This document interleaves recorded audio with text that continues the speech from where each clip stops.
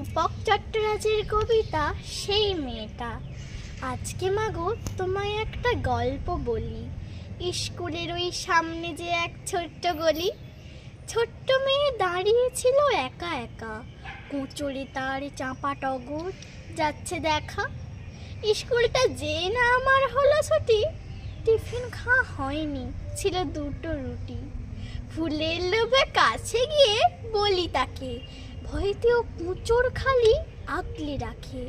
দিলাম তাকে টিফিন বাক্স উজাড় করে, চাঁপা টগর দিল আমার দুহাত ভরে। খাবার পেয়ে ফুলগুলো সব আমায় দিয়ে সে খুব খুশি, বলল আমায় বাড়ি গিয়ে মাকে দেব।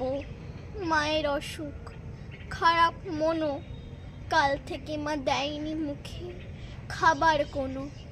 আসলে মা খাবেই বাকি, যায়নি কাজে, আমার মাঝে 8টা বাড়ির বাসন মাঝে। এসব বলেই ভাসিয়ে দিল চোখের জলে। সূর্য তখন মিলিয়ে যাচ্ছে অস্তাচলে।